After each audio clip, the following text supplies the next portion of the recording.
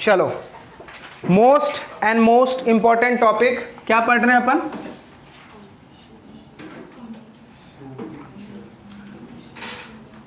Competition act 2002। चलिए पहले एक बार फटाफट से हम लास्ट बातें, आवाज बिल्कुल मत करना, लास्ट लेक्चर में अपन ने कंपटीशन एक्ट में 2 सेक्शन बहुत ही इंपॉर्टेंट पढ़ा था, बताओ। Section number 3 and section number 4। Section number 3 appreciable adverse effect और section number 4 abuse of dominant position. और याद है हमने उसमें एक बात पढ़ा था, कैसे पता चलेगा कि तुम्हारा एप्रिशिएबल एडवर्स इफेक्ट हो रहा है। क्लियर? चलो आज इसी चीज को हम कैरी ऑन करेंगे। सबसे पहले आज हम सेक्शन पढ़ने वाले हैं सेक्शन नंबर 7 से 6 तक हमने कंपटीशन के लॉज समझ लिए। 7 से यहां पे एक अथॉरिटी अपॉइंट किया जिसका नाम है कंपटीशन कमीशन ऑफ इंडिया। ठीक है, तो सबसे पहले सेक्शन नंबर 7 क्या बोलता है? सेंट्रल गवर्नमेंट ने कंपटीशन एक्ट आने के बाद इंडिया में एक अथॉरिटी को अपॉइंट किया जिसका नाम है कंपटीशन कमीशन ऑफ इंडिया। इसकी हेड ऑफिस जो है वो न्यू दिल्ली में है। ठीक है, देखो आपके नोट्स में लिखा हुआ है section 7 the central government to establish commission to known as competition commission of India. The commission is a body corporate. ध्यान से, ये जो कमीशन है ये बॉडी कॉर्पोरेट में है और इसका अपना एक सेपरेट लीगल एंटिटी है। ठीक है, और इसकी हेड ऑफिस कहां है? न्यू दिल्ली में। कौन से डेट को एस्टैब्लिश हुई थी? 14 अक्टूबर 2003 को। और बाकी अदर प्लेसेस पे इनके ब्रांचेस हैं। क्लियर है? चलिए आ जाइए। जो हमने बोला कि सेक्शन 7 के अकॉर्डिंग हमें क्या अपॉइंट करना है? सीसीआई। हमने पूछा ठीक है सर सीसीआई में बताओ कौन लोग होंगे। ठीक है, अभी हम पढ़ रहे हैं कंपोजिशन ऑफ सीसीआई। सेक्शन याद रखना है, सेक्शन 7 में एस्टैब्लिश हुआ, सेक्शन 8 में उसका कंपोजिशन बना। देखो कंपोजिशन में कौन कौन लोग हैं? 2 लोग है बेटा, एक तो है चेयरमैन और एक है अदर मेंबर। एक है चेयरमैन, एक है अदर मेंबर। ठीक है, अब चेयरमैन कौन होगा और अदर मेंबर कौन बनेगा? तो देखो क्या लिखा हुआ है, चेयरमैन एक ऐसा पर्सन होना चाहिए जिसके पास एबिलिटी, इंटीग्रिटी एंड स्टैंडिंग, मतलब सोचने की, समझने की और एजुकेटेड पर्सन चाहिए जो चीजों को समझ पाए। सेकेंड, he has been और is qualified to be a judge। कौन होगा वो? एक ऐसा बंदा होना चाहिए जो हाई कोर्ट का जज है या हाई कोर्ट का जज बनने के लायक है। जो हाई कोर्ट का जज है या हाई कोर्ट का जज बनने के लायक है और उसके पास स्पेशल नॉलेज है या प्रोफेशनल एक्सपीरियंस है 15 सालों का। कितने सालों का? 15 सालों का। किस चीज में? या तो इकोनॉमिक्स में, या तो इंटरनेशनल ट्रेड में, या तो बिजनेस में, या कॉमर्स में, या लॉ में, या अकाउंटेंसी में, या मैनेजमेंट में। अगर 15 साल का एक्सपीरियंस है then you are eligible to become as a chairperson. आ रही है बातें समझ? तो 2 ही लोग होंगे बेटा, कौन? एक चेयरपर्सन होगा और एक अदर मेंबर होगा। दोनों की क्वालिफिकेशन यही है। क्लियर? अब आइए सिलेक्शन कमिटी। एक बात सुनो सर, ये जो जिन लोगों को आप अपॉइंट करोगे ना, ये ऐसे किसी सुरक्षा आपको थोड़ी उठा लेंगे। इसको अपॉइंट करने के लिए कमिटी बनती है और वो कमिटी डिटरमाइन करती है कि सीसीआई का मेंबर कौन रहेगा। कौन डिटरमाइन करेगा? वो कमिटी। तो देखो कमिटी कैसे डिटरमाइन करती है। The chairperson and other member of the commission shall be appointed by central government from a panels of name recommended by a selection committee. यानी सिलेक्शन कमिटी कुछ लोगों का नाम रिकमेंड करेगी सेंट्रल गवर्नमेंट को, फिर सेंट्रल गवर्नमेंट सोचेगा किसको अपॉइंट करना है और किसको अपॉइंट नहीं करना है। सवाल ये उठा सर ये जो कमिटी होती है इस कमिटी में कौन कौन लोग होते हैं? तो देखो कमिटी में चीफ जस्टिस ऑफ इंडिया होगा या फिर उसका नॉमिनी, कमिटी में एमसीए का सेक्रेटरी होगा, कमिटी में लॉ मिनिस्ट्री का सेक्रेटरी होगा और इसके अलावा 2 एक्सपर्ट होंगे जिनके पास फिर से अगेन वही बेटा international trade, economics, business, commerce, law, finance, इन सब की नॉलेज हो। ठीक है, चलो अब इसको ऐसे रट्टा मारो। 7 में क्या अपॉइंट करना है? सीसीआई। 8 में क्या लिखा हुआ है? क्वालिफिकेशन 2 लोग होंगे, चेयरमैन और अदर मेंबर्स। दोनों की क्वालिफिकेशन क्या है? या तो तू जज है या बनने के लायक है। ठीक है, या तेरे पास 15 साल का एक्सपीरियंस है उन सारे फील्ड्स में, तो तू क्या बन जाएगा, मेंबर बन जाएगा, चेयरपर्सन बन जाएगा। करेक्ट है। लेकिन इन दोनों को अपॉइंट कौन करता है, सेंट्रल गवर्नमेंट। किसके रिकमेंडेशन पे, सिलेक्शन कमेटी के रिकमेंडेशन। बताओ सिलेक्शन कमेटी में 4 लोग होंगे, कौन कौन। पहला चीफ जस्टिस ऑफ इंडिया या उसका नॉमिनी मतलब रिप्रेजेंटेटिव, दूसरा एमसीए का सेक्रेटरी, तीसरा मिनिस्ट्री ऑफ लॉ का सेक्रेटरी, एंड चौथा 2 एक्सपर्ट जिनके पास वो सब्जेक्ट की नॉलेज है। तो ये कमिटी मिलके किसको अपॉइंट करेगी, चेयरमैन को और अदर मेंबर को। ठीक है, चलो अपॉइंट हो गया।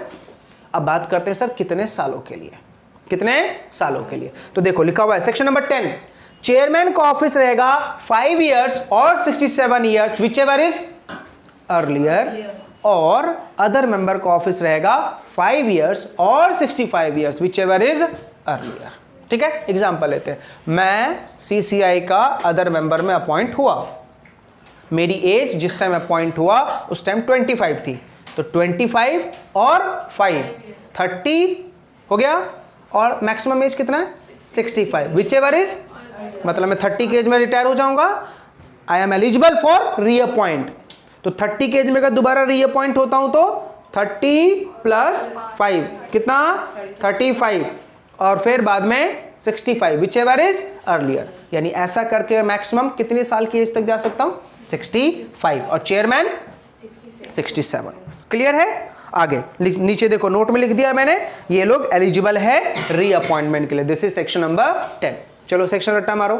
Section 7 CCI, section 8 composition, section 9 how to appoint, section 10 terms of appointment. याद रहेगा। अब आ जाओ section 11, sir removal and other members. Section 5 के साथ बेटा सेक्शन 6 कंप्लीट हो जाता है। 5 में लिखा हुआ है कैसे 2 कंपनी अमलगमेट होगी, और 6 में लिखा हुआ है अमलगमेट होने के बाद कंट्रोल करेगा सीसीआई। यह है सेक्शन नंबर 6। इसलिए देखो सेक्शन 6 बस 2 या 3 लाइन में मैंने लिख के छोड़ दिया है, आगे कंटिन्यू नहीं किया है। देखो सेक्शन नंबर 11, एक चेयरपर्सन को रिमूव कैसे किया जाएगा। तो ध्यान से देखो क्या लिखा हुआ है, चेयरपर्सन जब इंसॉल्वेंट हो जाएगा, चेयरपर्सन जब कहीं और पेड एम्प्लॉयमेंट में काम करेगा, चेयरपर्सन ने अगर मोरल ट्रेपिट्यूड का वॉयलेशन किया है, ठीक है, या फिर उसने कोई अदर फाइनेंशियल इंटरेस्ट एक्वायर कर लिया, या फिर उसने अपने पोजीशन का नाजायज फायदा उठाया, लास्ट वो फिजिकली और मेंटली इनकेपेबल है, तो इन 5 केस में वो ना तो चेयरमैन का काम कर सकता है ना तो अदर मेंबर का काम कर सकता है। क्लियर है, पक्का। तो सेक्शन 11 में क्या लिखा हुआ है, कब हम तुम्हें ऑफिस से रिमूव कर देंगे। बताओ 5 केसेस कब रिमूव करेंगे, सॉरी 6 केसेस। पहला तुम इंसॉल्वेंट हो गए, दूसरा तुमने कहीं और पेड एम्प्लॉयमेंट पे काम कर लिया, तीसरा तुम्हें मोरल ट्रेपिट्यूड के केस में जेल हुआ है, चौथा तुमने कोई फाइनेंशियल इंटरेस्ट एक्वायर कर लिया, पांचवा तुमने अपनी पोजीशन का नाजायज फायदा उठाया, और लास्ट तुम फिजिकली और मेंटली क्या हो, इनकेपेबल हो। ठीक है, चलो अब एक बात समझना बेटा, मेरी ऑफिस बताओ सीसीआई में मेरी ऑफिस कितने साल तक रहेगी, 5 साल, मैक्सिमम 65। मान ले मैं 65 की एज का हो गया, मेरी ऑफिस खत्म, अब मैं यहां से बाहर निकलूंगा। बोला बाहर निकलने के बाद मैं 2 साल तक उन सारे ऑर्गेनाइजेशन में जॉब नहीं पकड़ सकता जिस ऑर्गेनाइजेशन का सीसीआई के साथ रिलेशन है। मतलब 65 के बाद वो मुझे जॉब करने से मना नहीं कर रहा, बोल रहा 2 साल तक उस ऑर्गेनाइजेशन में जॉब मत कर जिसका रिलेशन किसके साथ है, सीसीआई के साथ, बाकी तू कहीं भी कर मुझे चलेगा, लेकिन हाँ 2 साल के बाद तू उस ऑर्गेनाइजेशन में काम कर सकता है। सिर्फ 2 इयर्स तक आपको बैन लगा रखा है, रिस्ट्रिक्शन लगा रखा है, याद रहेगा। तो सेक्शन नंबर 12 कैसे रट्टा मारना है कि जब मैं सीसीआई की पोस्ट से बाहर हो जाऊंगा, सीसीआई के चेयरमैन या अदर मेंबर की पोस्ट से बाहर हो जाऊंगा, मैं कहीं और पेड एम्प्लॉयमेंट पे काम कर सकता हूं, लेकिन उन ऑर्गेनाइजेशन में पेड एम्प्लॉयमेंट में काम नहीं करूंगा जिनका रिलेशन सीसीआई के साथ है। कितने सालों तक, 2 सालों तक। 2 साल के बाद मैं काम कर सकता हूं, आफ्टर 2 इयर्स में काम कर सकता हूं। कोई दिक्कत, पक्का। चलो नेक्स्ट आ दो। It may be noted that the said restriction shall not apply where the chairperson or other member is offered an employment in a corporate established by the central government. मान लो इन 2 सालों के अंदर में तुम ऐसे जगह पे काम करने के लिए जा रहे हो जो एस्टेब्लिशमेंट इस सेंट्रल गवर्नमेंट का है, तो कोई फर्क पड़ेगा क्या? सीसीआई भी किसका बंदा? सीजी का बंदा। तो काम भी किसके पास करने के लिए जा रहा है? सीजी के पास। तो कोई फर्क पड़ेगा नहीं। उनको डर कब लगता है? जब तुम नॉन गवर्नमेंट जॉब में जाओगे तब उनको क्या लगेगा बेटा? डर लगेगा, क्योंकि बातें लीक हो जाएगी। याद रहेगा? चलो रट्टा मारो। Section 7 CCI, section 8 qualification, section 9 how to appoint, section 10 terms of office, section 11 removal और section 12 restriction on employment up to 2 years other than government employment. चलिए नेक्स्ट सेक्शन नंबर 13। एक बात मुझे बता बेटा, इस डिपार्टमेंट में कितने लोग हैं? 2, चेयरमैन और तो मुझे बता एडमिनिस्ट्रेटिव कंट्रोल किसके पास होगा? चेयरमैन के पास। तो वही वहां पे लिखा हुआ है सेक्शन नंबर 13, चेयरपर्सन के पास पूरी पावर है उस सीसीआई को कंट्रोल और रेगुलेट करने की। चेयरमैन चाहे तो अपनी पावर डेलीगेट कर सकता है, किसको? अदर मेंबर्स को, ठीक है, लेकिन ध्यान से ओनली एडमिनिस्ट्रेटिव पावर डेलीगेट करेगा, साइनिंग पावर कभी डेलीगेट नहीं होती है। समझा? चलिए नेक्स्ट आते हैं सेक्शन नंबर 15 वैकेंसी एक्सेट्रा। ध्यान सुनो बेटा, हमने चेयरमैन को अपॉइंट कर लिया, हमने अदर मेंबर को अपॉइंट कर लिया, ठीक है। अब हुआ क्या, बाद में मुझे पता चला कि वो जो चेयरमैन है, वो अदर मेंबर है, उसकी क्वालिफिकेशन वो वाली नहीं थी जो एक्ट में लिखा हुआ है। मतलब उसने झोल करके चेयरमैन बना था। तो पता है लॉ मेकर क्या बोल रहा है? अगर उसको तुमने निकाल दिया बाहर, ठीक, क्योंकि उसका झोल पकड़ा गया, जितनी भी प्रोसीडिंग उसने अभी तक की है, जितने भी केस उसने अभी तक लड़े हैं, वो सब वैलिड माना जाएगा। वो सब क्या माना जाएगा? वैलिड माना जाएगा। याद रहेगा? पक्का? देखो क्या लिखा हुआ है, नो एक्ट और proceeding of the commission shall be invalid merely by reason of any vacancy in any defect in the constitution of commission or any defect in the appointment or any irregularity in the procedure of appointment। इन तीनों case में बेटा उसके किए गए काम के ऊपर कोई फर्क नहीं पड़ेगा। यानी ऐसा ही सेम हमने पढ़ा था ना डायरेक्टर वाले चैप्टर में। डायरेक्टर एक बार अपॉइंट हुआ और उसके बाद पता चला कि नहीं उसकी अपॉइंटमेंट इनवैलिड है, जितना उसने काम किया वो सब वैलिड है। चलिए अब आते हैं बेटा, सीसीआई के नीचे सेंट्रल गवर्नमेंट ने एक और बॉडी को अपॉइंट किया जिसका नाम है डीजी। क्या नाम है? DG, director general. Director general. अब मुझे बताओ डीजी किसके गाइडेंस को फॉलो करेगा? ऑब्वियसली सी बात है, किसके नीचे अपॉइंट किया है? सीसीआई। तो वो किसके गाइडेंस को फॉलो करेगा? सीसीआई के गाइडेंस को फॉलो करेगा। मतलब सीसीआई जैसे बोलेगा वैसे ही डीजी काम करेगा। अच्छा बताओ सीसीआई को क्यों अपॉइंट किया गया है? बोलो, सीसीआई को क्यों अपॉइंट किया गया है? कंपटीशन एक्ट के लुकआउट्स को देखने के लिए। अच्छा, पूरे कंपटीशन एक्ट में मेन लुकआउट क्या है बताओ? पूरे कंपटीशन एक्ट में मेन लुकआउट क्या है? वो सेक्शन 3 और 4 वही है ना, एप्रिशिएबल एडवर्स इफेक्ट और अब्यूज ऑफ डोमिनेंट पोजीशन। एक बात मुझे बता, सीसीआई का चेयरमैन, सीसीआई का अदर मेंबर क्या मार्केट सर्वे करेगा? मार्केट सर्वे करने के लिए कोई तो चाहिए, ऑफिशियल स्टाफ, तो डीजी उसी का काम करेगा। डीजी क्या करेगा? मार्केट सर्वे करेगा। रिपोर्ट किसको फाइल करेगा? सीसीआई को। अब सीसीआई डिसीजन लेगा इसमें क्या चेंज किया जाना चाहिए। तो कहने से DG is supporting hand for the CCI. अब मुझे बताओ, मार्केट में किसी का इंक्वायरी करना है, मान लेते हैं प्रेरणा की अपनी एक कंपनी है जिसका एक कंप्लेन आया मेरे पास, सीसीआई के पास, कि भैया सुनो प्रेरणा जो है ना सेक्शन 3 का वायलेशन कर रही है, एप्रिशिएबल एडवर्स इफेक्ट कर रही है। ठीक, ऐसा कंप्लेन आया तो मैं क्या सीसीआई जाएगा इंक्वायरी करने के लिए? किसको भेजूंगा? डीजी। और डीजी रिपोर्ट बनाए किसको देगा? सीसीआई देखेगा आगे क्या करना है, और सीसीआई रिपोर्ट किसको फॉरवर्ड करेगा? सेंट्रल गवर्नमेंट को। किसको रिपोर्ट फॉरवर्ड करेगा? सेंट्रल गवर्नमेंट को। समझ में आया या नहीं? पक्का? कोई दिक्कत? चलो एक कॉमन सेंस की सवाल पूछता हूं, देखता हूं किसका कॉमन सेंस काम करता है। हम बार बार इस पे सेंट्रल गवर्नमेंट बोल रहे हैं ना. Who is the central government of CCI? Competition act. क्या हूं न लगा आगे तो बोल. Who is the central government of competition act? बार बार हम सीजी बोल रहे हैं. वो तो अथॉरिटी अपॉइंट किया गया to just to regulate. CCI भी रिपोर्ट किसको करेगा? डीजी किसको रिपोर्ट करेगा? सीसीआई किसको रिपोर्ट करेगा? सीजी को. और सीजी कौन है? एमसीए. फाइनेंस मिनिस्ट्री यहाँ पे क्या करेगा? एक बात मुझे बताओ, ये सब्जेक्ट कौन सा पढ़ रहे हैं अपन? पूरा नाम बताओ.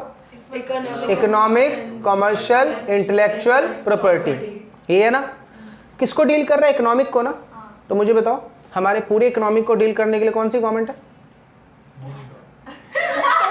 इकोनॉमी को कंट्रोल करने के लिए कौन है? Finance minister. तो बेटा फाइनेंस को देखेगा ना. तो इकोनॉमी क्या है? करेक्ट. Ministry of. हाँ तो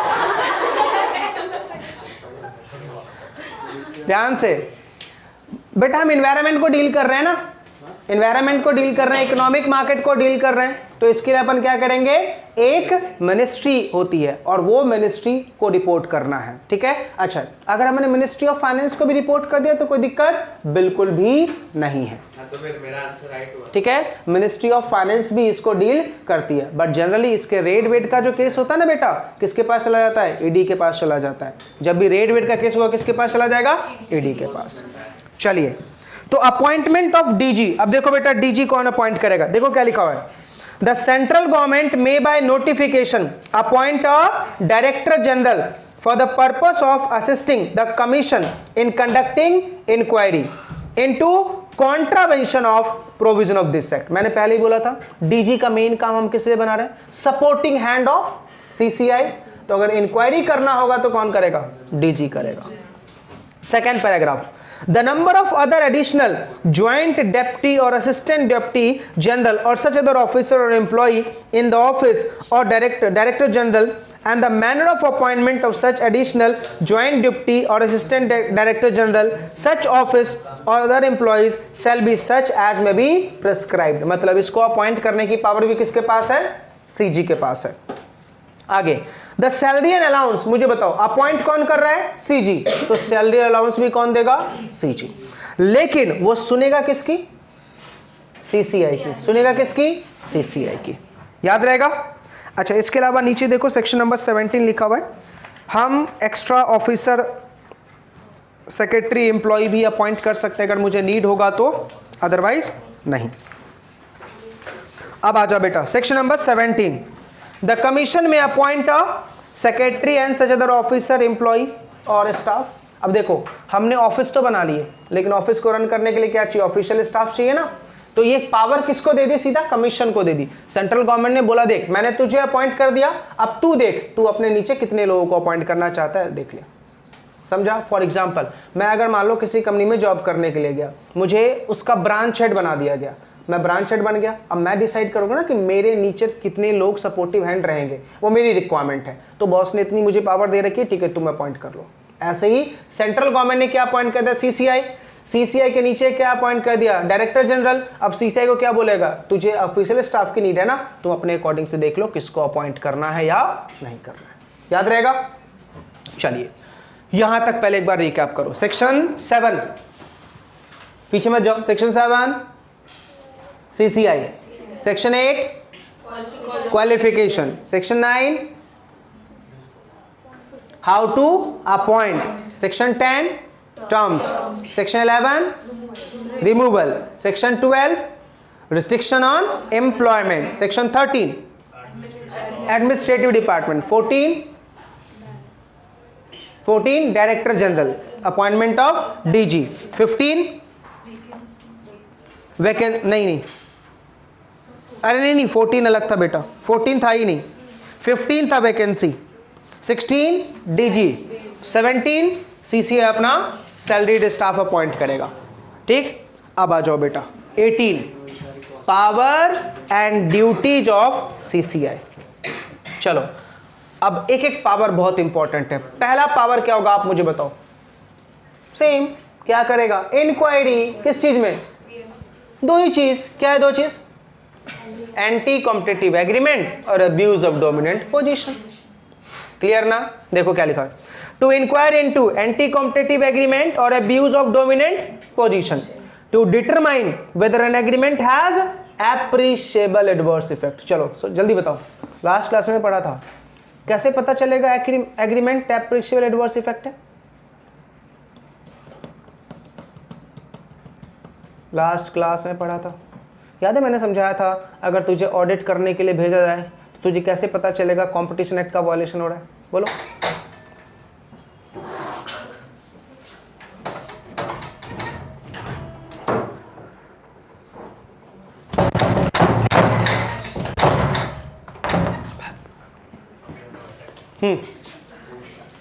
कैसे पता चलेगा, याद है क्या बताया था बेटा, बाहर से ओपन करो, अंदर से नहीं हो रहा।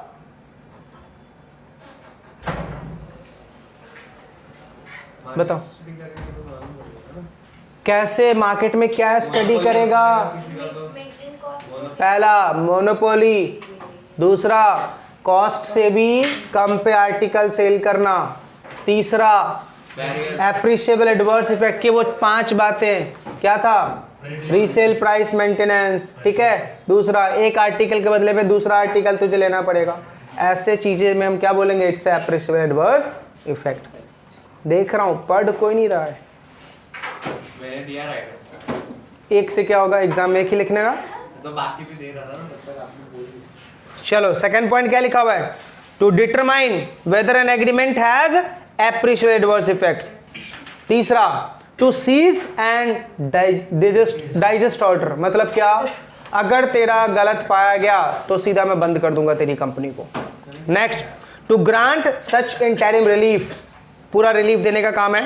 टू अवॉर्ड कॉम्पनसेशन, मतलब तेरी वजह से नुकसान हुआ, नुकसान की भरपाई। इम्पोज फाइन, आगे बताऊंगा क्या फाइन लगाता है ये आगे। To order division of dominant undertaking, कुछ याद आ रहा, दो कंपनी ने आपस में अमलगमेट हुआ, मर्ज हुआ और मार्केट लीडर बन गए और उसके बाद मार्केट को अब्यूज करने लगे, तो हम क्या करेंगे, दोनों को अलग कर देंगे। फॉर एग्जांपल वोडाफोन और आइडिया मर्ज हुई, मर्ज होके मान लो अगर वो मार्केट में गंदगी फैलाने लगे तो क्या करेंगे हम उसको, मार्केट से बाहर निकाल। अच्छा बता, वोडाफोन और आइडिया मार्केट में गंदगी कैसे फैलाएगी मर्ज होने के बाद,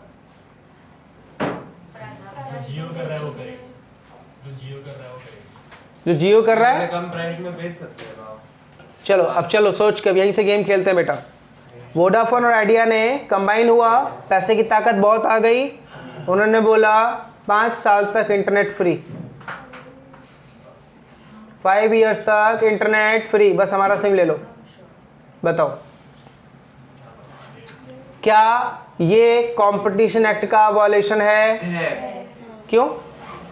फुकट में थोड़ी दे सकता है, अरे मार्केट का भाव तोड़ देगा वो, बाकी कॉम्पिटिटर्स को। तो जियो ने भी तो यही किया था। हाँ तो जियो के हाथ में तो गवर्नमेंट है ना। जो मार्केट में नहीं थी और वोडाफोन आइडिया मार्केट में। क्या जियो मार्केट में नहीं थी और वोडाफोन आइडिया मार्केट में। अरे तो जियो मार्केट में नहीं तो भाव थोड़ी तोड़ सकता है वो किसी भी मार्केट का, ऐसे भी कम। ध्यान से बेटा, निकेत ने सही बोला, जियो पहले मार्केट में नहीं था तो उसका डोमिनेंट पोजीशन ही नहीं था। पर नया एंट्रेंस को हम एंट्री नहीं देंगे, नए एंट्रेंस को रोक लगाएंगे तब होगा।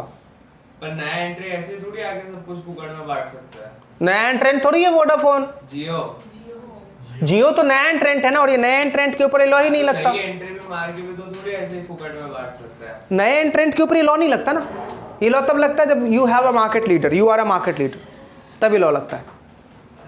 तभी मैं क्या बोल रहा हूँ, एब्यूज ऑफ डोमिनेंट पोजीशन। तो वोडाफोन और आइडिया भी तो मर्ज हुए तब वो लोग थोड़ी डोमिनेंट पोजीशन पे थे। तो ऑब्वियसली सी बात है, मार्केट के लीडर थे ना भाई, मार्केट में ऑलरेडी काम कर रहे थे। मर्ज हुए। अरे वो अलग बात है, लेकिन मार्केट में काम कर रहे थे नहीं कर रहे थे, क्या मार्केट में उनकी सिम नहीं बिक रही थी? पर सर फिर रिलायंस भी तो मार्केट में कितने साल से है ना, वो तो रिलायंस था बेटा, जियो नहीं था। वो अलग बात है, मैं कंपनी लॉ पढ़ के ऐसे आंसर देगा? Company is a separate legal entity.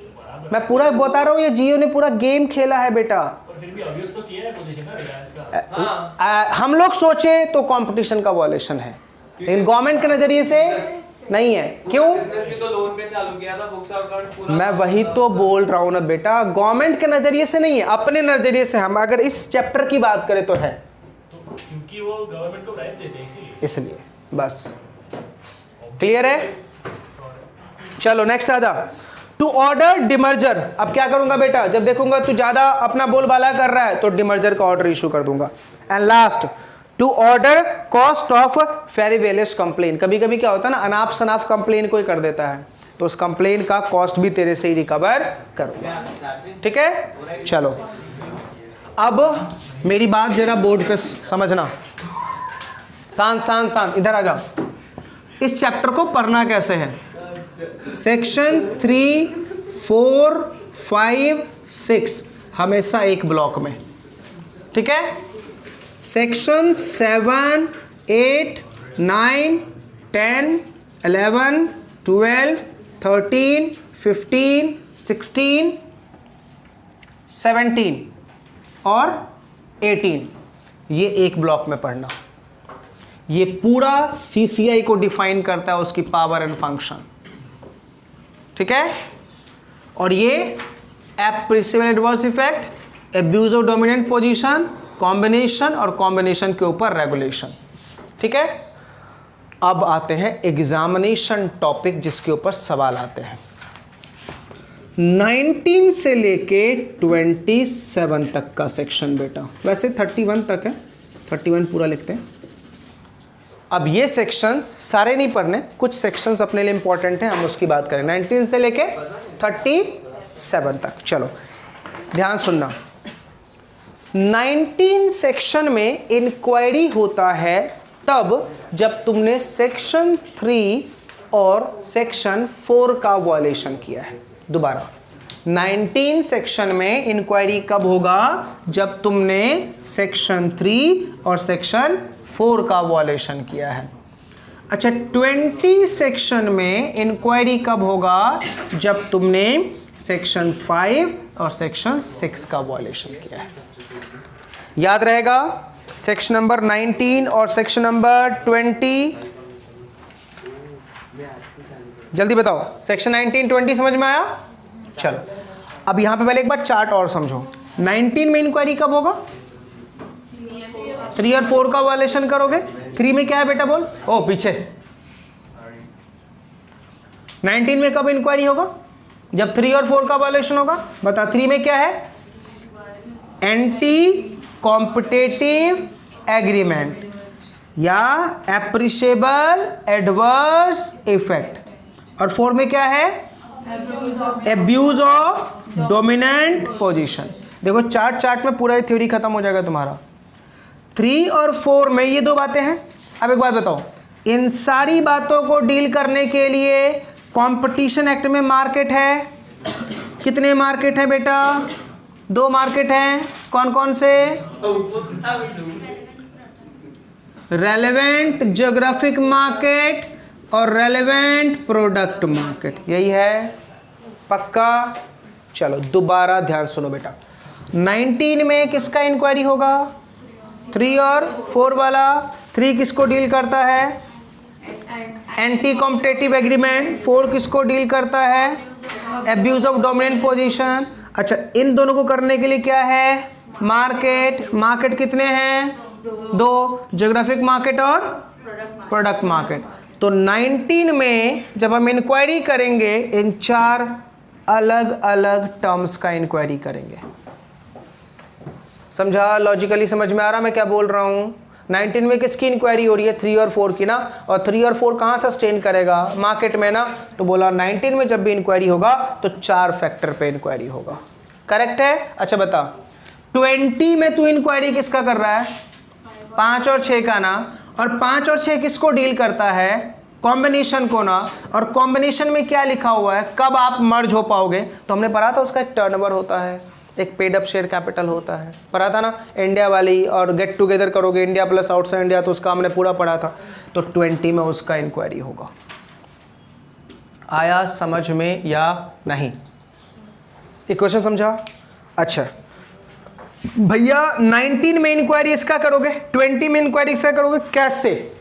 What is the procedure? What is the procedure? तो अगर तुम्हारा इंक्वायरी 19 में हो रहा है तो उसका प्रोसीजर है बेटा सेक्शन नंबर 26 में, सेक्शन नंबर 26 में। और अगर तुम्हारा इंक्वायरी सेक्शन 20 में हो रहा है तो उसका प्रोसीजर है 29 में।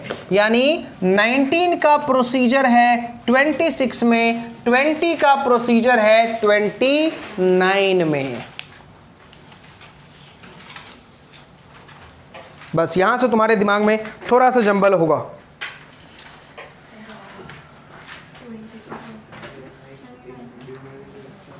ठीक है, चलो अब इधर देखो, इधर देखो, पहले सेक्शन समझो। चलो अब आप लोग बोलो 19 में किसका इंक्वायरी? 3 और 4 का। कौन कौन सा आइटम होगा?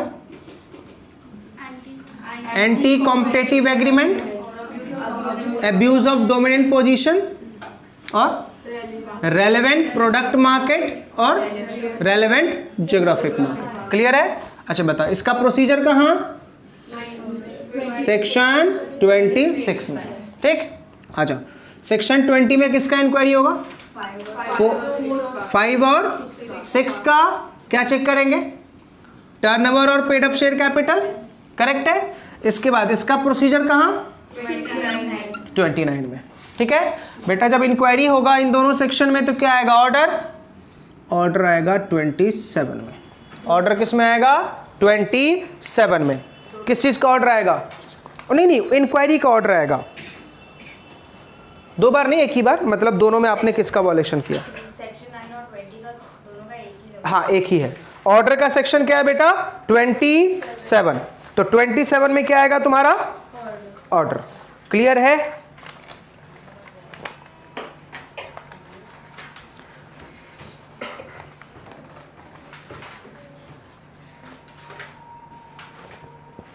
ठीक है। अच्छा अब 27 में ऑर्डर भी आएगा और तुमने गलत किया तो पेनल्टी, गलत किया तो पेनल्टी। अच्छा 28 में अगर तुम्हारा 20 में गलत पाया गया, ठीक है, तो 27 की पेनल्टी तो पक्का ठोकूंगा और 28 में तुम्हारा जो कॉम्बिनेशन हुआ था ना उसको मैं डिवीजन कर दूंगा, सेपरेट सेपरेट, मतलब डिमर्जर। यहाँ पे क्या हुआ था? मर्जर। यहाँ पे क्या हो जाएगा? डिमर्जर। समझा मैंने क्या बोला? चलो बताओ, सेक्शंस क्लियर हुए? कैसे कैसे पढ़ना है अपन को?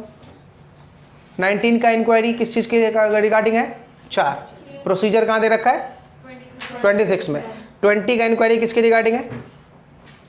कॉम्बिनेशन के रिगार्डिंग, तो उसका प्रोसीजर कहाँ है? 29 में। दोनों के रिगार्डिंग ऑर्डर और पेनल्टी कहाँ आएगा? 27 में। और अगर 20 में तुम्हारा डिफॉल्ट पाया गया तो डिवीजन किस में होगा? 28। चलो यहाँ तक पिक्चर क्लियर। अब बस इसको एक बार रीड करना है, थ्योरी इतना था। अब रीड करते हैं सर वो 4 केसेस में कब कब इंक्वायरी होगा। ठीक है, चलो अब इंक्वायरी कैसे होगा ये सुनना। ऑन इट्स ओन, मतलब सीसीआई को लग रहा है तूने कुछ गलत किया है या फिर कंप्लेन किया। किसने? सिंपल, पब्लिक ने या किसी और ने, गवर्नमेंट ने। ठीक, चलिए देखिए पेज नंबर आ जाइए सीधा बेटा 15। क्या लिखा हुआ है? Section 19, the commission may inquiry into any alleged contravention under section 3 and 4 either on receipt of information और रेफरेंस बाय सेंट्रल गवर्नमेंट। मिला? पेज नंबर 15 बेटा, मिला सबको? 15 पे देखो, कमीशन के पास क्या आएगा? कमीशन क्या करेगा बेटा? इंक्वायरी करेगा। किसके कहने पे? कंप्लेन आएगा। किसका कंप्लेन आएगा? कि आपने 3 और 4 का वॉलेशन किया है, या फिर गवर्नमेंट आपको बोलेगा कि भैया इंक्वायरी कर। ठीक है। अच्छा बताओ, इंक्वायरी जब करने के लिए जाओगे तो 3 में क्या क्या चेक करोगे? कब 3 का इंक्वायरी करोगे? 5 केसेस में। पहला, तुम नए बिजनेसमैन को अंदर आने नहीं देते हो, मतलब कंपटीशन कट कर रहे हो। दूसरा, एग्जिस्टिंग कंपटीशन को मार्केट से बाहर निकाल रहे हो। कैसे? अनाप शनाप भाव रख के। ठीक है। Next, foreclosure of competition by hindering entered into the market. Benefits consumer को नहीं दे रहे हो, कंज्यूमर का जो फ्री वाला आर्टिकल आता है वो नहीं देते हो, उसको सेल में लगा देते हो, ठीक है। आर्टिकल में इंप्रूवमेंट नहीं हो रहा है, घिसे पिटी एक ही आर्टिकल चला रहे हो मार्केट में। Next, improvement in the production, production में इंप्रूवमेंट नहीं कर रहे हो। नेक्स्ट, प्रमोशन ऑफ टेक्निकल, कोई भी टेक्निकलिटीज ऐड नहीं कर रहे हो। भाई मार्केट में इंप्रूवमेंट करोगे तभी तो प्रोडक्ट बिकेगी, या एक ही जैसी प्रोडक्ट बिकेगी। मुझे बताओ, मारुति ऑल्टो इंप्रूवमेंट नहीं हुआ? हुआ ना, कितने जनरेशन तक उसकी आ गई। आ रही है बातें समझ में या नहीं? पक्का। तो ये हो गया सेक्शन 3 का इंक्वायरी। अब आ जाओ सेक्शन 4 में कैसे करेंगे। अब मुझे बताओ सेक्शन 4 में क्या है, एब्यूज ऑफ डोमिनेंट पोजीशन। तो पहले पता करूंगा तेरा मार्केट में शेयर कितना है, तभी तो पता चलेगा तू मार्केट को कितना कंट्रोल कर रहा है। Next, size and resources of enterprises. Next, size and importance of the competitors, तेरे मार्केट में कॉम्पिटिटर्स कौन कौन है। नेक्स्ट, इकोनॉमिक पावर, तूने मार्केट में कितना इकोनॉमिक पावर है, मतलब तेरे ना रहने से क्या होगा। Next, vertical integration of the enterprises और सेल और सर्विस नेटवर्क तुम्हारा कितना है, तुम्हारा मोनोपोली कितना है या डोमिनेंट पोजीशन कितना है। देन मोनोपोली और dominant position whether acquired as a result of any statutes और by virtue of being a government company. कहीं तुमने मोनोपोली गवर्नमेंट की वजह से तो नहीं कर रखा, गवर्नमेंट ने तुझे कहीं तो नहीं सपोर्ट कर रहा। नेक्स्ट, एंट्री बैरियर्स, तूने एंट्री बैरियर्स मतलब किस किस को आने से मना कर रखा है। नेक्स्ट, कॉन्ट्रवेलिंग बाइंग पावर, मतलब कॉन्ट्रवेलिंग बाइंग पावर मतलब लोगों की बाइंग पावर के ऊपर इफेक्ट कर ले, मतलब सेल प्राइस बढ़ा रहे हो। Next, market structure and size of market, social obligation या सोशल कॉस्ट। इन सब चीजों पे मैं क्या करूंगा बेटा, सेक्शन 4 में चेक करूंगा। तो सुनो, कितनी चीजें हमें चेक करनी थी, एप्रिशिएबल एडवर्स इफेक्ट और क्या चेक करना था, डोमिनेंट पोजीशन, ये दोनों कर लिया। अब क्या बच गए दो, प्रोडक्ट मार्केट और ज्योग्राफिक मार्केट। पहले बताओ प्रोडक्ट मार्केट का मीनिंग क्या बताया था, एक ऐसा मार्केट जहां पे हर एक प्रोडक्ट का ऑल्टरनेटिव अवेलेबल है, वो प्रोडक्ट मार्केट। और एक ऐसा मार्केट जो एक पर्टिकुलर एरिया में लगता है, ज्योग्राफिक मार्केट। अब इसका मैं चेक करूंगा कि इसमें कहीं तुम वॉयलेशन तो नहीं कर रहे। फॉर एग्जांपल, दादर में सब्जी मंडी लगती है, करेक्ट है, क्या दादर के अलावा और कहीं नहीं लग सकती? लग सकती है, लेकिन हमारे पास क्या अवेलेबल नहीं है, वो फ्री प्लेस।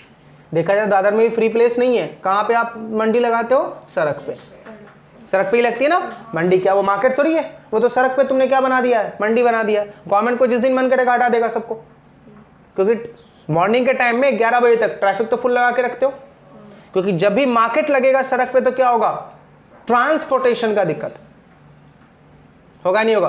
ट्रांसपोर्टेशन, जब गाड़ी बैक करोगे, फ्रंट लेके जाओगे, यू टर्न लोगे, तो उसमें क्या होगा, आने वाली गाड़ियों को क्या होगी, डिस्टर्बेंस होगी, एक्सीडेंट के चांसेस बढ़ जाएंगे।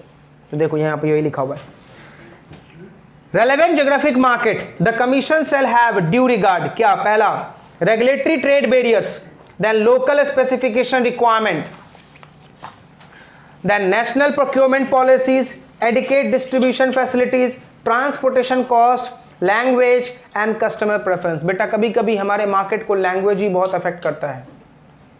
फॉर एग्जांपल, साउथ इंडिया में ज़्यादातर लोग तमिल में ही बात करते हैं।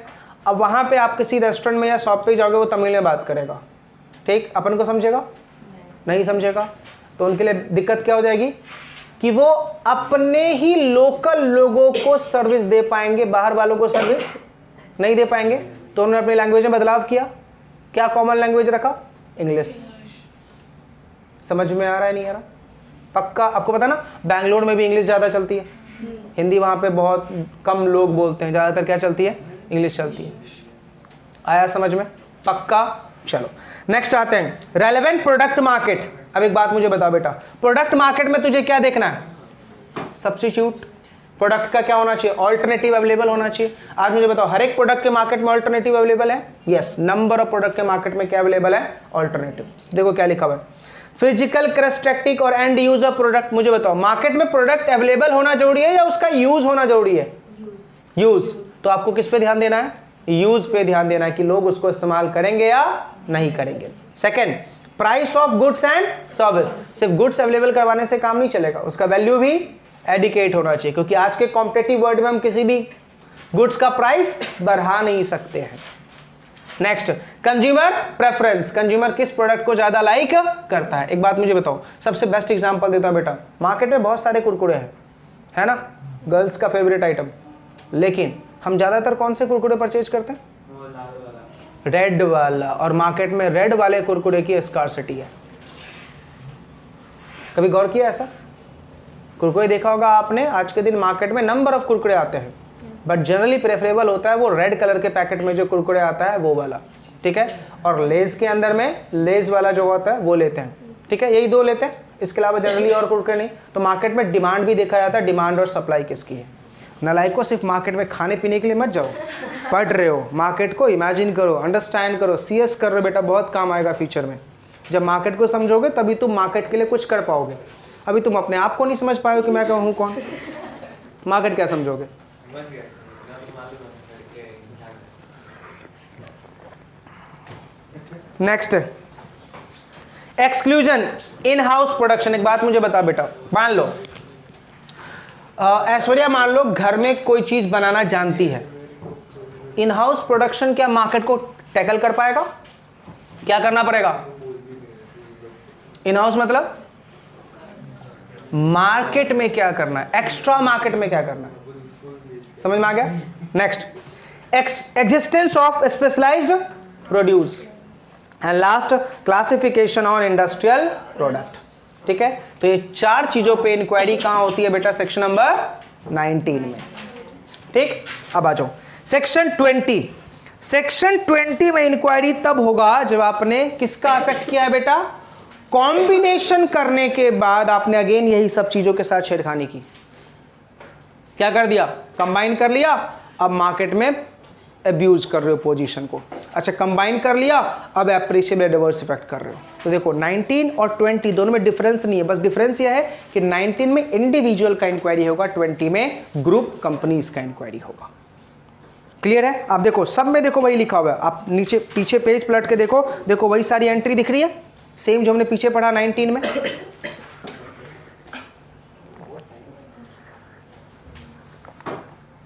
चलो, तो 20 बेटा मैं अगेन रीड नहीं कर रहा, 20 का आइटम सब सेम है। चलो पहले यहां तक रट्टा हो गया, 19 और 20 हमने पढ़ लिया। अब इन दोनों का प्रोसीजर कहां लिखा हुआ है? 26 और 29 में क्या लिखा हुआ है सुनो, वहां पे जाके रीड करेंगे। 26 और 29 हमें क्या करना है? इंक्वायरी। अच्छा बताओ, इंक्वायरी कौन करवा रहा है? किसके कहने पे? बोलो। सीजी। और किसी ने कंप्लेन किया, किस चीज का कंप्लेन किया? मार्केट में दो चीजें हो रही है, क्या? बोलो। एप्रिशिएबल एडवर्स इफेक्ट और abuse of dominant position. Complain आया है किसके पास? सीसीआई। क्या सीसीआई खुद जाएगा इंक्वायरी के लिए? नहीं। किसको भेजेगा? वेरी गुड, किसको भेजेगा? डीजी को। डीजी कहां जाएगा? मार्केट में। क्या करेगा? इंक्वायरी। इंक्वायरी करके क्या बनाएगा? रिपोर्ट। किसको सबमिट करेगा? करेक्ट। अब यहां पे ध्यान से, सीसीआई को जब रिपोर्ट सबमिट किया, अब सीसीआई देखेगा क्या रियली में 3 और 4 का वॉयलेशन है। अगर सीसीआई को लगा 3 और 4 का वॉयलेशन नहीं है, मैटर वहीं कैंसिल, सब कुछ खत्म, ठीक। लेकिन अगर सीसीआई को लगा कि यस 3 और 4 का वॉयलेशन है, सीसीआई किसको रिपोर्ट भेजेगा? सीजी को। और सीजी के फर्दर किसका वेट करेगा? गाइडेंस का और ऑर्डर का। उसके बाद ही मैं कोई एक्शन प्लान बनाऊंगा। समझा? यही लिखा हुआ है किसमें? 26 और 29 में। आ रही है बातें समझ में? लिंक के साथ पढ़ोगे तो कभी भी स्टडी बेटा हार्ड नहीं लगेगा। अब देखो सेक्शन 26 पढ़ो, देखो क्या लिखा हुआ है।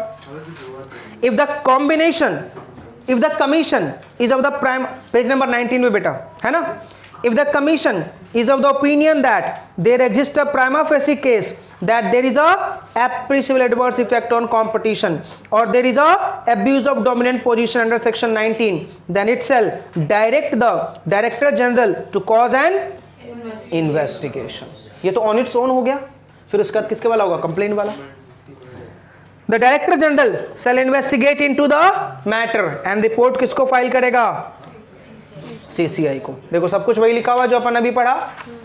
Then on receipt of report from the DG the commission shall forward a copy to the central government या स्टेट गवर्नमेंट या statutory authority where the report of DG relates to a matter referred to a commission by central government or a state government or statutory authority and report contains recommendation that there is a no contravention of provision of act, the commission shall invite the comment of the central government। ये हमने पढ़ा।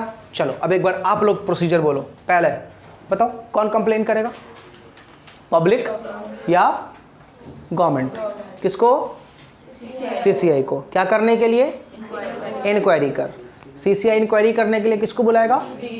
DG कहा जाएगा क्या करने? कौन से matter पे?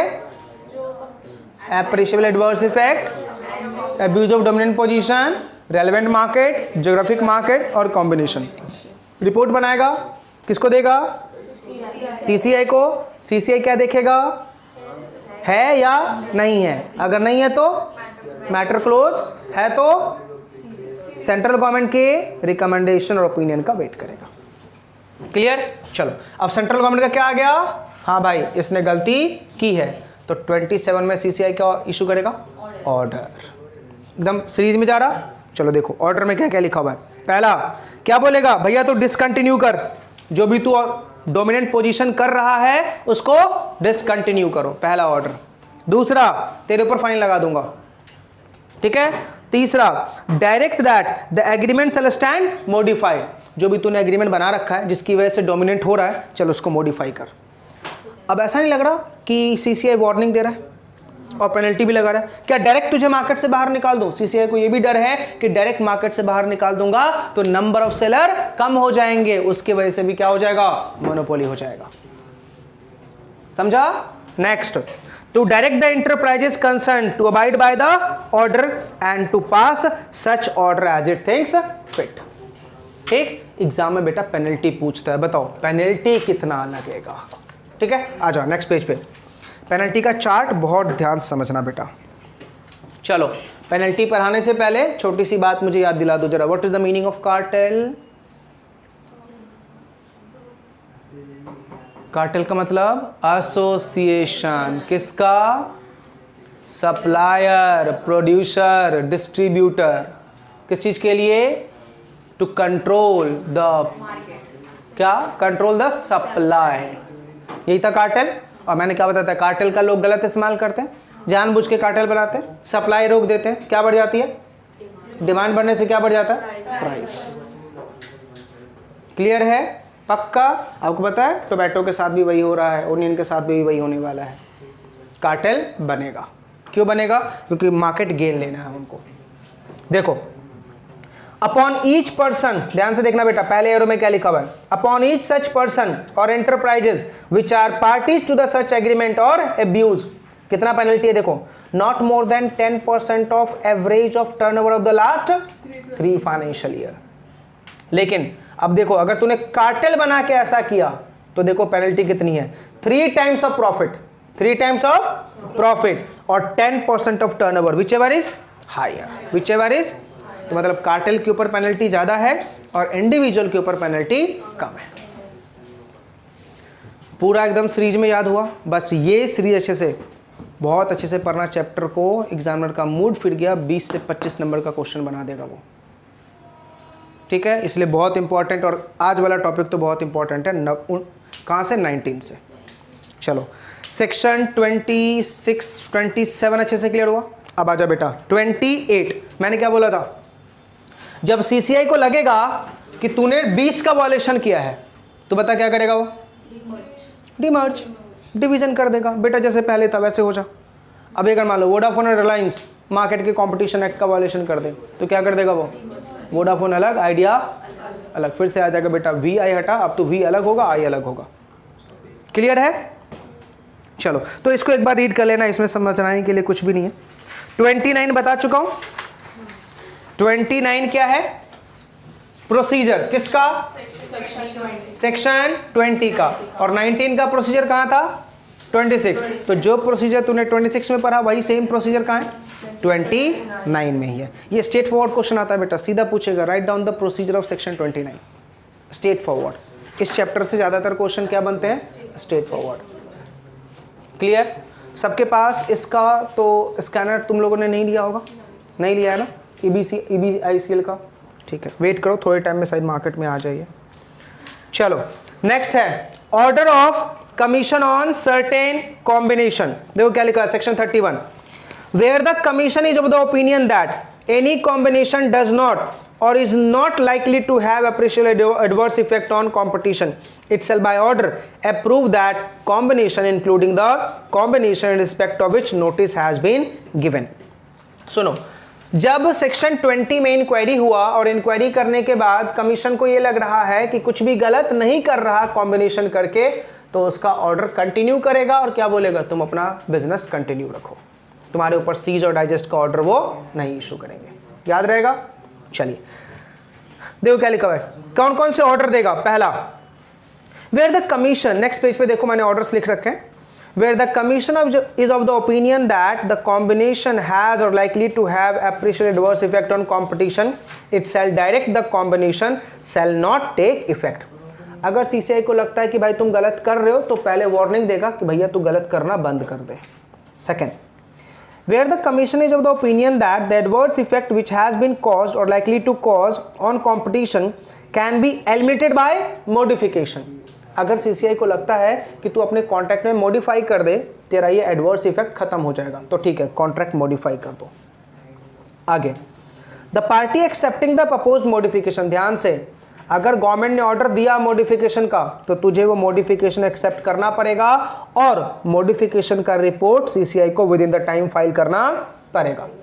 अगर पार्टी ने modification with in the time file करके नहीं दिया और उसकी वजह से मार्केट में एडवर्स इफेक्ट हुआ, ठीक है, तो देखो क्या लिखा है, if the parties to the commission does not accept the proposed modification, such party may within 30 days of modification proposed by commission submit amendment। सुनो, मॉडिफिकेशन ऑर्डर जब तुम्हें देगा गवर्नमेंट कमीशन तो 30 दिन के अंदर में रिपोर्ट सबमिट करना। अब वो रिपोर्ट फिर से कौन पढ़ेगा? सीसीआई, और देखेगा क्या इस रिपोर्ट की वजह से एडवर्स इफेक्ट नहीं होगा, अगर नहीं होगा तो वो तुम्हारे अमेंडमेंट को अप्रूव कर देगा। अब तुम मार्केट में क्या कर सकते हो? बिजनेस कर सकते हो। याद रहेगा या नहीं? पक्का? तो 31 में ऑर्डर किसका आएगा बेटा? कॉम्बिनेशन का। ठीक, नेक्स्ट पेज पे आओ, सेक्शन 35। चलो पहले यहां से एक बार रिकैप करो तो बताओ, 19 में किसका इन्वेस्टिगेशन करोगे? 3-4 मैटर बताओ कौन कौन से? Appreciable adverse effect, abuse of dominant position, relevant product market, relevant geographic market. Correct है? अच्छा 20 में किसका करोगे? 5 और 6 का। 19 का प्रोसीजर कहाँ है? 20 का प्रोसीजर कहाँ है? जब इन दोनों का इंक्वायरी का प्रोसीजर खत्म हो जाएगा तो क्या आएगा? ऑर्डर या पेनल्टी। ऑर्डर में क्या होगा? मॉडिफाई कर ले कॉन्ट्रैक्ट को। अगर कॉम्बिनेशन को ऑर्डर आया तो किस में आएगा? 31 में, और क्या बोलेगा? कॉन्ट्रैक्ट मॉडिफाई कर लो। अच्छा पेनल्टी कितना होगा बताओ इंडिविजुअल के लिए? 10% पिछले 3 साल के एवरेज प्रॉफिट का, और कार्टेल होगा तो 10% और 3 times of the profit generated which ever is high. Clear है? अच्छा एक बात बताओ, इन सारे काम को करने के लिए सीसीआई के पास क्या होनी चाहिए? पावर। क्या होनी चाहिए? पावर। तो सेक्शन नंबर 35 में पावर दी गई। सेक्शन नंबर 35 में क्या दी गई बेटा? पावर। 36 में 36 में क्या दी गई? पावर। पता है क्या बोला गया? सुन बेटा, अच्छा एक बात बताओ, CCI is a civil law और criminal law? CCI is a civil law और criminal law? It's a civil law, ठीक है। लेकिन जब ज़्यादा लोगों का स्कैम करोगे तो कुछ ना कुछ क्रिमिनल कॉन्सिक्वेंसेज आएंगे। अब हम यही पढ़ने वाले हैं कि ये सिविल केस है या क्रिमिनल केस है। तो सुनो, सीसीआई अगर सिविल केस है तो मुझे बताओ कौन सा प्रोसीजर लगेगा? सिविल प्रोसीजर कोड लगेगा। लेकिन एक बात मुझे बता, सिविल प्रोसीजर कोड अगर फॉलो करोगे फिर से क्या हो जाएगा? कोर्ट के चक्कर, फिर से लिटिगेशन लेंदी हो जाएगा। तो लॉ मेकर ने सीसीआई को पावर दे दी, you are not bound by the CPC, you can made your own laws, own procedures. However, competition commission of India bind है सीपीसी के 5-6 मैटर्स को लेके, वो उसको फॉलो करना पड़ेगा। चलो बताओ, अब देखता हूं जीडी याद है या भूल चुके हो। केस फाइल करने वाले को क्या बोलते हैं? जब केस फाइल करने वाला इंसान अपना स्टेटमेंट देता है उसको क्या बोलते हैं? Statement of plaint. जो जिसके फेवर, जिसके अगेंस्ट में तूने केस फाइल किया उसको नोटिस कौन भेजता है? कोर्ट। जब नोटिस कोर्ट भेजेगा तो बंदा क्या सबमिट करेगा? Statement of defence. अब ये प्लेंट और डिफेंस किसके पास जाएगा? कोर्ट के पास। बोला ये वाली सारी कहानी सीसीआई को माननी पड़ेगी। मतलब क्या? प्लेंट डिफेंस कैसे होगा? ये सब कौन सा लगेगा? अच्छा एक बात बताओ, प्लेंट और डिफेंस के बेसिस पे कोर्ट क्या एक्सेप्ट करता है? एविडेंसेस। एविडेंस के लिए क्या लगता है? Evidence act. एविडेंस के लिए क्या लगता है? Evidence act. अब बेटा यहां पे भी लिटिल बिट क्या लगेगा?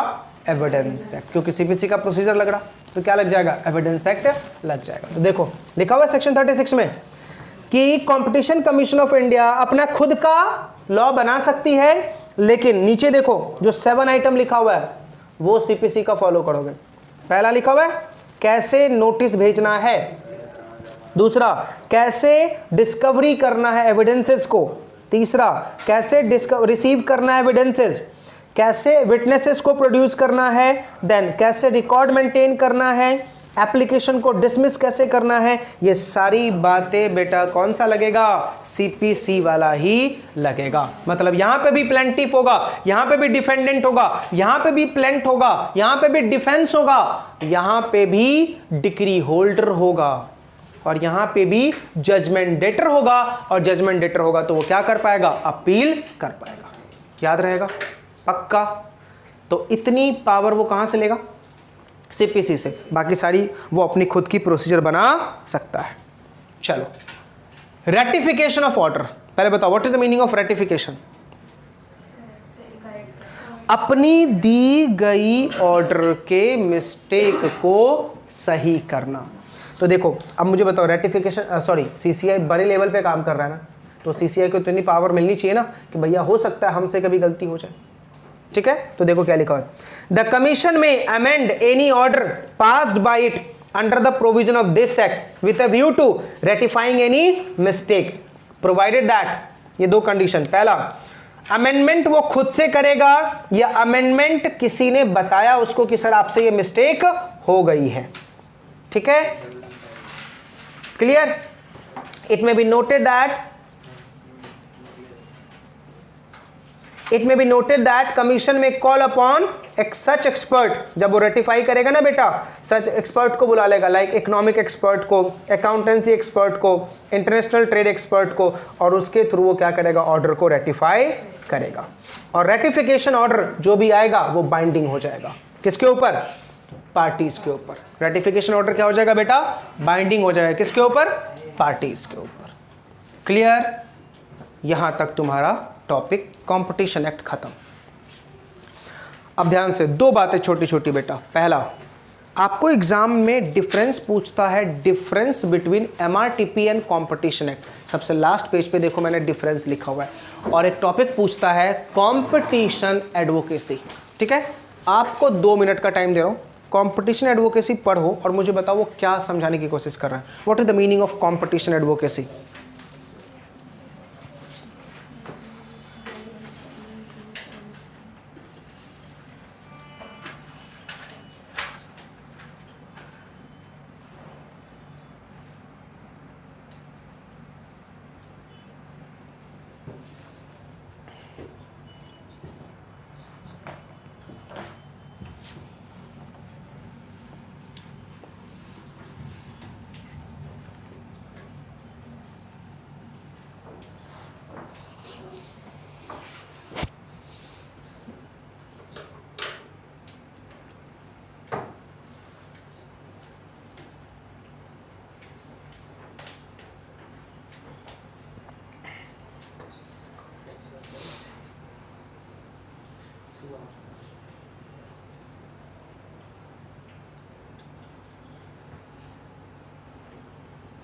क्या बताने की कोशिश कर रहा है? सेंट्रल गवर्नमेंट साथ में बैठ के लॉ बनाएंगे। करेक्ट। कंपटीशन एडवोकेसी का मतलब क्या है मुझे बताओ। कंपटीशन लॉ बना दिया। क्या सीएस करने से पहले तुम्हें पता था कंपटीशन लॉ क्या होता है? तुम छोड़ो, क्या मार्केट में किसको पता होगा कंपटीशन एक्ट नाम का एक एक्ट है? नहीं है ना। इसके लिए क्या करना पड़ेगा, सीसीआई और सेंट्रल गवर्नमेंट को साथ में बैठना पड़ेगा, पब्लिक अवेयरनेस करना पड़ेगा। याद है ऐसा ही सेम वर्ड हमने एक जगह डील किया था। राइट टू इन्फॉर्मेशन एक्ट जब इंडिया में आया था तो गवर्नमेंट की ड्यूटी थी क्या, पब्लिक अवेयरनेस। पब्लिक को बताओ कि हमने आरटीआई बनाया है, आरटीआई में केस कैसे फाइल करना है, that is called competition advocacy. लिख के दे रहा हूँ, ये दो रट्टा मार के जाना, कॉम्पिटिशन एडवोकेसी और डिफरेंस बिटवीन एमआरटीपी और कॉम्पिटिशन एक्ट। इसके क्वेश्चन पक्का एग्जाम में हर एक 1, 2, 3 अटेम्प्ट के बाद आते ही आते हैं।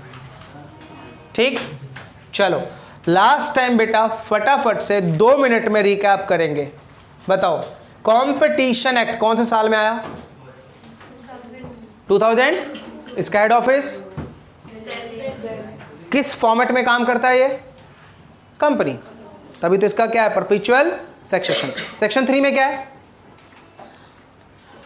Appreciable adverse effect. सेक्शन 4 में क्या है? Abuse of dominant position. 5 में क्या है? कॉम्बिनेशन। और रेगुलेशन किस में? 6 में। यहां तक खत्म। 7 में क्या है? सीसीआई। 8 में क्वालिफिकेशन। 9 में अपॉइंटमेंट। 10 में टर्म्स। 11 में मतलब रिमूवल। 12 में रिस्ट्रिक्शन। 13 में क्या? मैं भूल गया। Administrative power. हाँ। 15 में नहीं 15 vacancy will not invalidate the work. And 16 में डीजी। 17 में कमीशन और कमीशन एम्प्लॉय को अपॉइंट करेगा। और 18 में उसकी ड्यूटीज। यहाँ के तो एक्सपर्ट हो, बताओ 19 में किसका इंक्वायरी? 3 और 4 का। 20 में 19 का प्रोसीजर और 20 का प्रोसीजर दोनों का ऑर्डर। अच्छा 20 का डिवीजन 28 में। क्लियर है पक्का? और इसके अलावा 2 अदर टॉपिक, कंपटीशन एडवोकेसी और डिफरेंसेस। क्लियर? चलिए तो हमारा कंपटीशन एक्ट फिनिश।